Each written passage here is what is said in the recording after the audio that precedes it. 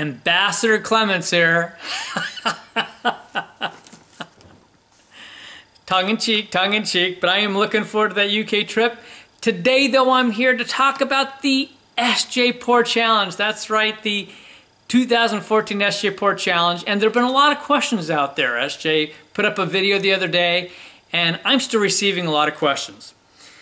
So I'm going to answer a lot of questions. I'm going to recap kind of what SJ talked about. I wrote this out so I can be as succinct as possible. But to really give everyone an idea of where this is heading. I mean, we've been having some meetings and this is some serious stuff, and it's going to be a lot of fun. So here we go. What? The first question is what? Okay, well, what is the contest? This year's contest is brew your best beer. There is no base beer. There's no specific hops. There's no specific yeast. You make what you want to enter. We're calling the theme a beer to stand the test of time. This does not limit you to like an old ale or a stout or something of that nature. You can brew an IPA. Absolutely. I'm going to talk more about how is an IPA going to work out in an international contest in a little bit, but you can absolutely do that. I was just on the phone with Man Bear Pig tonight. I want to do an IPA, but that's not going to work, and we discussed it and he understood. All right, so brew your own beer. There's no limitation. If you don't have like a best beer, if there's just a beer that you make that you want to improve on, submit that. Turn that one in because you'll get a lot of feedback. What a great opportunity. When? When's a big question and a very, very important question. Each country is going to have its own timeline that you have to have your beer sent in. Because we're going to have sponsors, another topic we'll talk about, we need to keep to time frames. And in all fairness to people submitting beers like IPAs, we cannot allow shipping stuff in to your designated person to stretch out forever. That's just not fair to everybody who shipped theirs in early. So we have to have some time frames. In the US, we will have an earlier time frame. The reason for that is we have some states that are running very hot. And they do. So I'm going to punch it out there. I'm going to do it. We're looking at roughly, you need to have your beer shipped in to SJ or me between Monday, May 26th and Friday, June 6th. In that time frame, you've got to ship the beer out to us. No exceptions. You've got to do it. Now that I said no exceptions, I'm going to give the one exception, but it's not a late entry.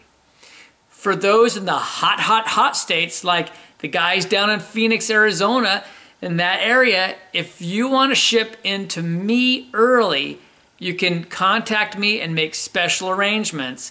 And for those individuals, we can make special arrangements to maybe have your beer shipped back in a styrofoam container with some chill packs. But we can't stretch it out until late into summer because it'll be too hot even for that to be effective. But each country is going to be different. And probably this will be all wrapped up in every country by the end of August. And we're going to be spacing everyone out over that time. It'll be ending with like New Zealand probably. How? How will the beer be judged? It is going to be judged by your fellow participants, your peers. In some cases or countries, if there's enough participants, and we may be looking at that here in the US and New Zealand from what I'm seeing, there may be some regional contests that go on. Winners of the regional contest will then go on to be judged at the national level.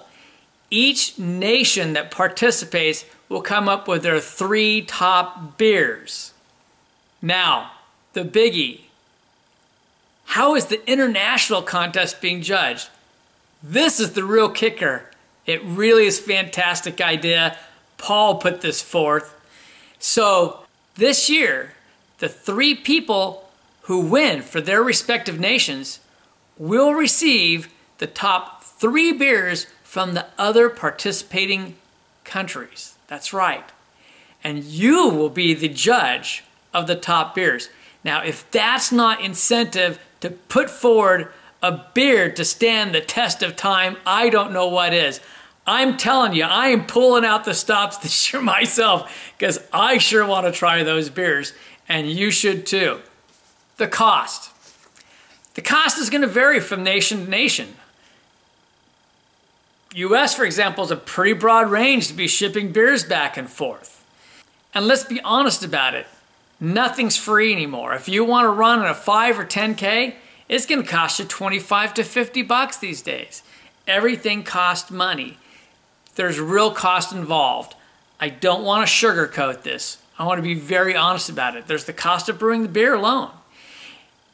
And there's the cost of shipping, because there's the cost for you to ship your beer to one or multiple hubs, depending on how it works out in your nation, and the cost of getting beer back to you. Those are some real costs. In the United States, I'm estimating that the cost is going to be in the range of $40 to let's say $65 per person. We hope that some of that can be defrayed, but I wouldn't count on that. So just realize there is a cost. There's another cost. It's not a financial cost, but there's the commitment of actually reviewing the beers. This goes back into the how. This year, we're going to have an online form that everybody completes. We'll all complete the same form, and you'll have a total for points. You will also have the opportunity to print that out.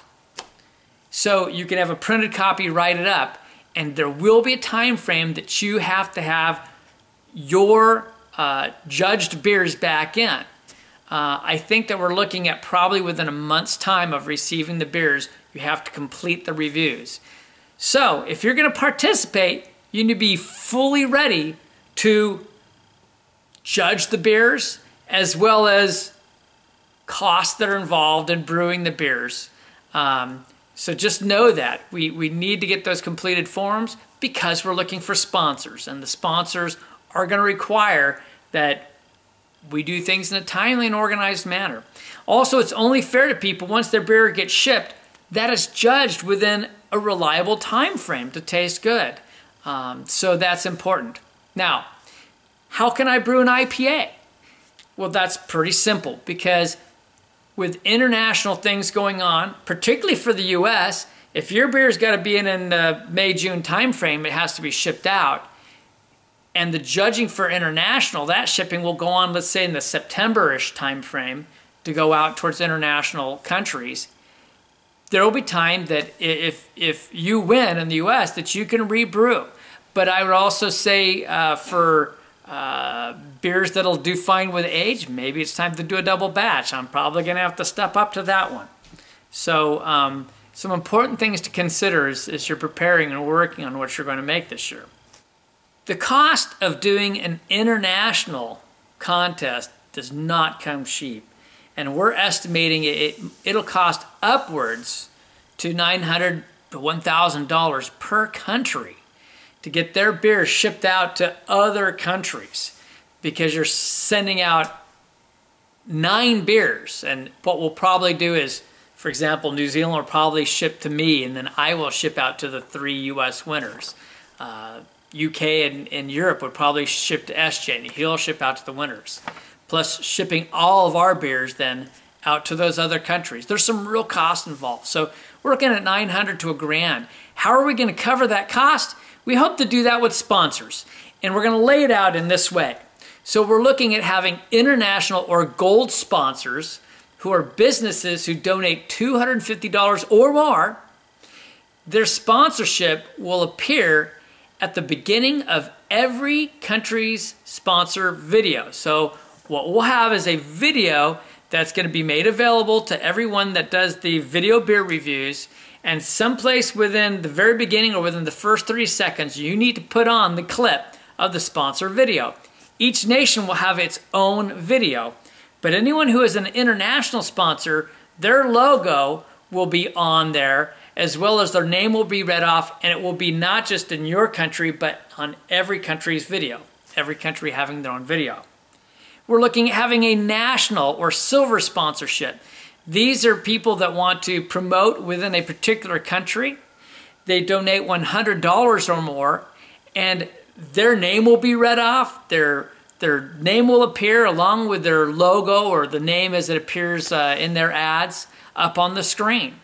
And that will get promoted at the beginning, just after the international sponsors for each national ad video. And then finally, we'll have what we call bronze sponsors. Bronze sponsors are going to be like regional sponsors, like your local homebrew shop.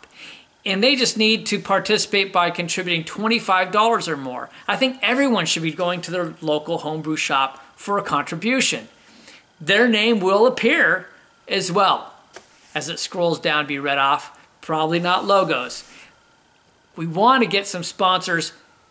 International sponsors are important, but every local sponsor at 25 bucks is very important. I personally plan on going to my local homebrew shop and hitting them for a $100 national sponsor.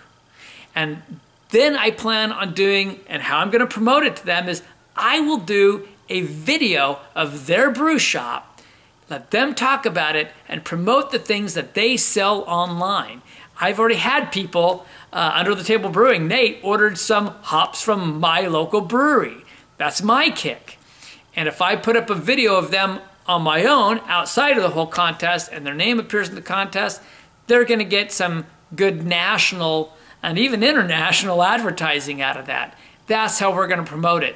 But we've got some big boys that we're talking to. SJ's talking to some big boys, and we're going to be talking to some big boys out here and all over. So we're going to be going for this. One more thing I really want to emphasize is you do not have to be a participant in the SJPORR experiment in order to solicit sponsors and get money sent in to help with international shipping.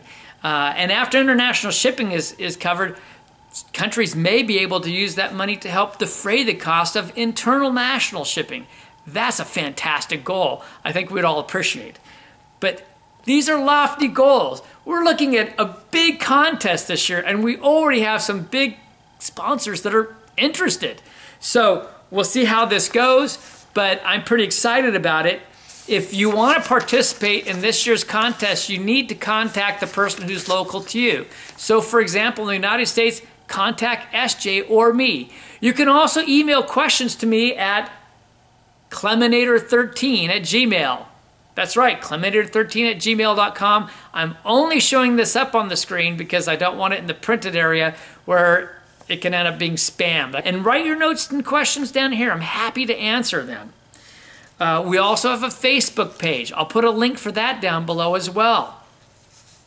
But in your own countries, so you got Paul Wicksteed in New Zealand. I think for the moment he might be handling questions about Australia as well, but there might be a separate Australian person. We've got in the UK, we've got Harry Brew 69, and of course in Europe, we've got Tony.